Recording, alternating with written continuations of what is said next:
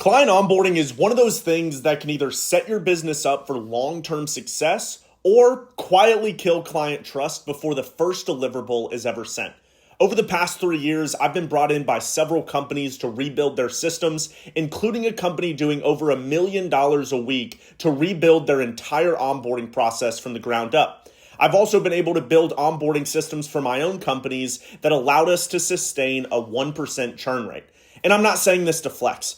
I'm not saying this that I'm some genius or that this works in every single industry, but I've seen what works.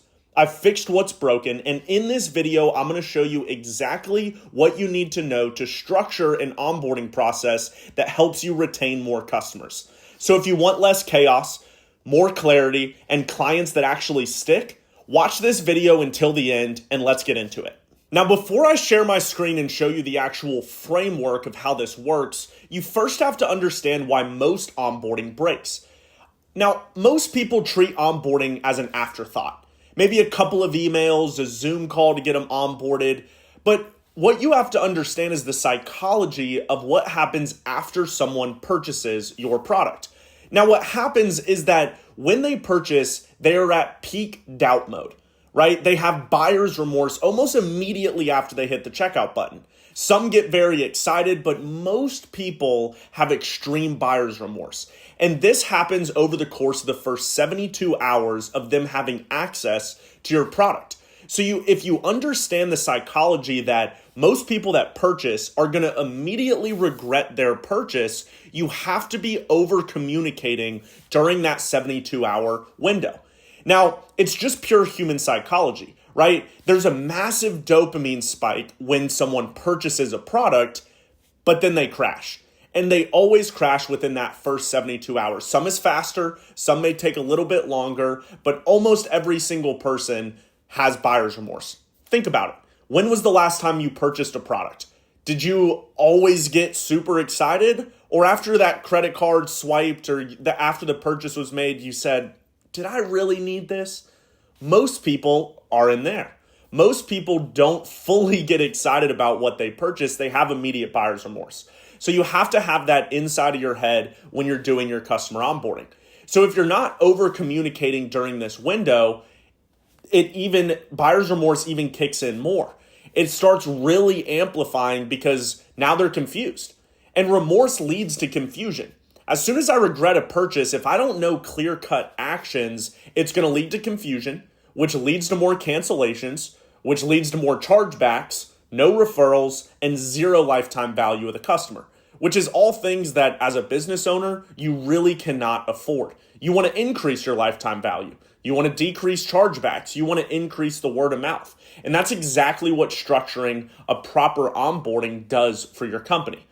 So what do most people get right? Now, clarity is your core product. Regardless of what you sell, what industry you're in, who you service, clarity is the number one thing that people will value over any sort of product. You may have the best product in the world, but if people don't know how to use it, then they're going to be confused. And confusion leads to analysis paralysis, which ultimately leads to fall off and churn. So you have to make sure that clarity is your number one objective from the moment they purchase until however long they keep the product. So lack of clarity equals lack of trust. So treat every onboarding flow like you're talking to someone who knows nothing.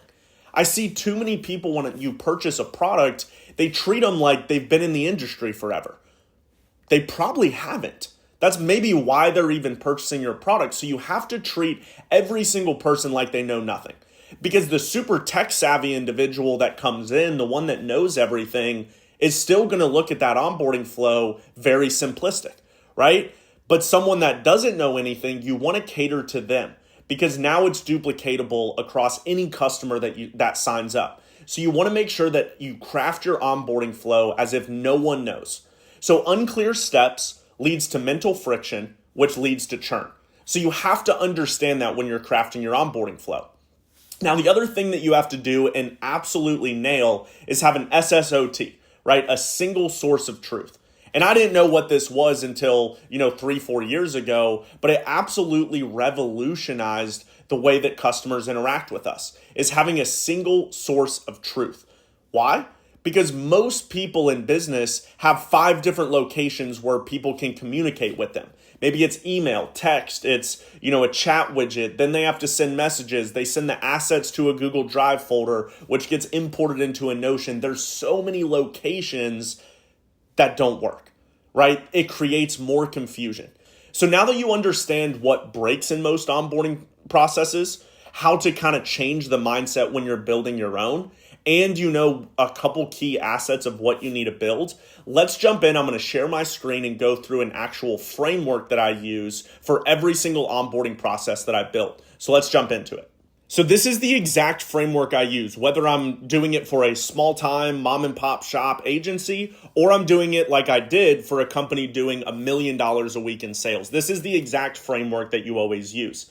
This is the analysis that you have to do in order to go through a customer journey. Now, I will be posting a video here in the next week to actually build this out. We're going to go into an actual software platform and build this out. But if you don't understand this first, then building it out is going to be shooting in the dark, right? So let's start with step 1, diagnosis of the leak. Every company in the world, unless you've absolutely perfected it, which most people have not, have a massive leaky bucket. They don't have anything set in place to accomplish what I talked about earlier. So number 1 is lack of clarity, right? Number 2 is overwhelmed on day 1, an unresponsive team and slow results. Those are more than likely the top 4 leaks that you have currently in your business right now. So you have to ask yourself, does every customer that signs up have ultimate clarity of what to do? If the answer is no, you have a problem. Number 2, are they overwhelmed on day 1? And you can test this by how many messages do they send to your customer support team, to your email on day 1. If it's none, then you're probably sitting pretty. Or if it's a ton, then you have to reanalyze what's going on right there, right? The next one is an unresponsive team. If they're sending in emails, how fast is your response time? Now, I keep a full analytics board of all of our response times because I want to make sure that every single time during our office hours, it's below 2 minutes. If they send in an email and we don't respond in 2 minutes, then it is a problem for our company. And we hold very high standards. If you're a one-man team, it may be a little bit longer. But if you have people that you're paying as employees to do your support, you have to make sure that you're holding high standards. For me, it's 2 minutes. If you don't respond in 2 minutes, and this could be a little bit different, right? If it takes you more than 2 minutes to write the email, that's okay, as long as you're actively trying to do it within that 2 minutes. The next one is slow results. You have to have what results they're going to get. And some people, even if, they're in an industry where it takes a month or 2 to actually see results, you have to give them small wins in the beginning. So how fast does it take for them to get a result? You have to ask yourself these questions. So you don't build the onboarding, you diagnose first. Because if you don't understand these key things, then building an onboarding is just shooting in the dark. You're not going to know what works. So you can use things like emails, SMS, videos. My software that I use can send an automatic voice message. You can use forms to capture data, scheduling links. And a cool thing that we implemented right off the bat for our company that has a 1% churn rate is as soon as someone signs up, we give them an assessment. It takes about 3 to 5 minutes, no time at all, but it gives us so much data about where they currently are. So now we can almost custom tailor our product to fit their goals and their needs, right? And then it also achieves the slow results because now we make them retake that assessment once a week for at least the first 30 days, right? Because I can guarantee that when you sign up, you are going to increase those scores in the first week. Now, it may not be some big result. You may not make $1 million. You may not, be financially free, but you're going to increase that score, which gives them small wins. It gives them that dopamine hit. Because now they filled it out, they realized, crap, I scored a 20 on this test or on this assessment. Then the next week they score a 30. Oh, I'm getting better. 40, 50, 60, and so forth and so on, but it gives them those small wins, which is so important. Now we go into step 2, the 72-hour doubt crusher, right? Just like I said in the beginning, if you understand psychology, 99% of all of your customers will immediately regret their decision within the first 72 hours of the purchase. So you have to implement these strategies in order to overcome those. So the first thing that you have to do is understand your objections, right? What are the biggest objections that people have after they purchase your product? Use this 72-hour window to overcome all of those objections. So if doubt is confusion, right? If doubting it causes confusion, then send an email with a single source of truth. If they don't know where to go, that's one of your biggest objections. We'll create a single source of truth and send it to them via email. Now that overcame the confusion. That overcame the doubt. Now the next one is they do not know where to start, right? So it kind of ties into the single source of truth, but send them a video of the Start Here guidelines, right? And this can be filmed once. So many people think that, oh man, good onboarding is going to take me hours and hours every day. Well, not if you build it right. Not if you utilize tools like Rubik or utilize tools like Notion in order to automate these processes. So do they not know where to start? Send them a video walking them through step by step. Click here, do this, start there. It goes such a long way. Now, if an objection is, how do I see success? Well, first you want to make sure that you're scheduling an appointment, right? Maybe it's an onboarding call or whatever that first point of contact is. And then, like I said, is we fill out a form, right? It's an assessment, it's a form, but this is how you can get them to see success fast is you can gauge where they are and how they went, right? If they're struggling the most on automation, well, then you can put in a couple automations that are pre-built to help them see some success. And this goes for any industry in the world, right? It doesn't matter if you're running software, HVAC, roofing, e-com, whatever it is. If you know where your customer currently is and what they want to achieve, it's very easy to make sure that you achieve those because everybody's goals and dreams are different. I may sign up for a product looking to get X result. John may sign up to get Y result. But if the result that I'm actually getting is Z, well, it doesn't make sense at all. I'm not feeling like I won, even though I may have gotten a result. So you got to think through that. Custom tailor the results to what they want to see. And then the time frame. This is an objection that we get all of the time as a company is, what is the time frame? How long will it take for me to start seeing success? So now what we implemented is we send them a quick text, and we do this all the time. We do it almost like every 3-4 days of an update of how long it's taking them, right? Because at the end of the day, most companies, it's not about how long it takes you, it's about how long it takes them, right? They want to know how fast I can get this done. So you really can't custom tailor it as specifically as, how to see success because some people work slow, some people work fast, but you want to make sure that you are sending communication about it. That's how you do it, right? You want to make sure that you're sending them an update of, hey, Zach, how long has it been taking you to get this done? Do you need any help? That goes such a long way. So remember, the goal of the first 72 hours is to overcome objections, overcome buyer's remorse, and set them on a clear path to success.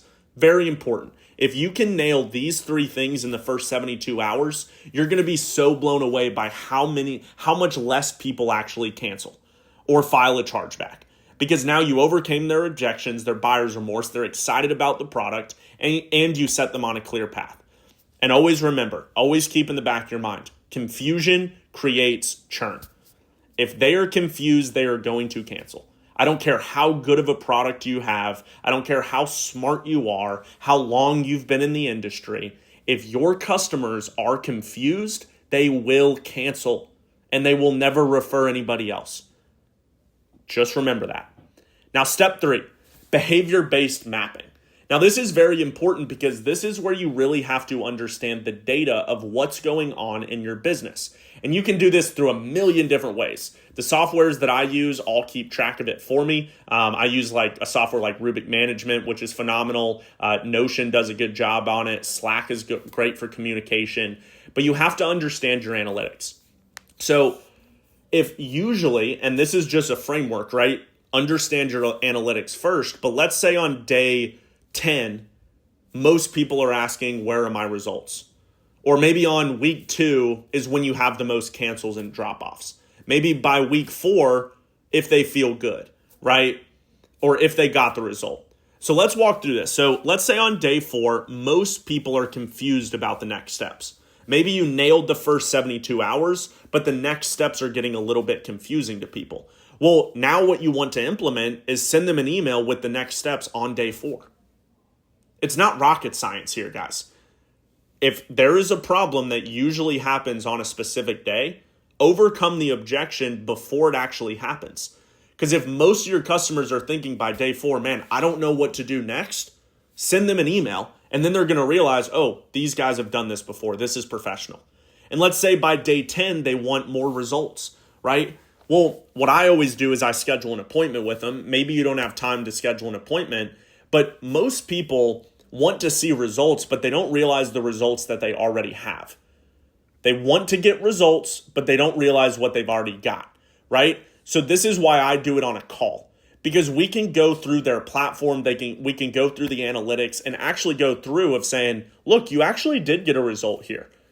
Like for our system, if it's a software, right, and they didn't have any automations before, and they even built one automation that saves them time, well, now I can point that out to them. 10 days ago, before you signed up, you didn't have this automation, right? Now you do. That's a win. And you can convince them that it's a result because it is. And then have them analyze their own progress. Help them understand what actual results they're going to see. Week 2. If by week 2 you have the most cancels or the most drop-off, what I do is send a video. You can do it, a million different ways, but tailor it based on the reason they drop off. Most of the time when people are canceling on you, it's usually for the same reason. There may be that one anomaly that cancels for some crazy reason, but most of the time it's the same reason. Maybe lack of communication, maybe not understanding what's going on. So I always send them a personalized video, and I usually text this to them, of just walking through, hey, you've been on the platform for 2 weeks. We're super excited to have you still with us. I just wanted to personally reach out, see if you have any questions, any concerns, and we can help you get on a fast track. It goes such a long way. And then they think, man, they're actually thinking about me. They care about me. I'm going to stick with it a little bit longer and a little bit longer. Now, week 4, this is where you have to make sure, and depending on your time frame, usually for us, it's about a month, you should get results, like regardless. Within a month, you should get results. Maybe it's quicker, maybe it's longer for you. But this is what we always do is if they feel good, if they feel like they've gotten a result, we send them a review and we ask for referrals because they got a result. You always want to ask once they've achieved something because that's the story they're going to tell. And we have a great video inside of the channel on word of mouth marketing. So make sure to subscribe and watch that video as well, because that'll show you, how to get reviews and how to get referrals. But then if they do not feel good, they haven't achieved something, send them an SMS, get them back on your calendar, and offer them even more support to see where they drop off and add it back into the journey. This is where you collect feedback. And guess what? The feedback that you collect, if they are not succeeding or they're giving you objections, goes straight back to the diagnosis of the leak. It goes straight back to your diagnosis, and now you can custom tailor it, and you take the diagnosis, you craft the 72 hours, which builds your behavior-based mapping. So it's a giant loop that is always happening. Almost never will you nail this on the first try. You have to go through iterations. So that's why this framework works very well. You diagnose, you craft your first 72 hours. Based on the first 72 hours, you analyze when things are happening. You put in different systems to automate and help achieve and overcome that. And then if they aren't happy, they aren't getting results, you put that back in the diagnosis and keep repeating. It's not rocket science. And like I said, I'm not saying all this because I've cracked some secret code, but this is what I have used, and my whole company has a churn rate of 1%. So something is working, right? So you have to be able to analyze and utilize all of this knowledge. So if you like what you saw and you understood it, you got some value, comment your thoughts down below, hit subscribe on the channel, watch the word of mouth marketing video at the end. It should pop up somewhere around here, and we will see you in the next video. Cheers.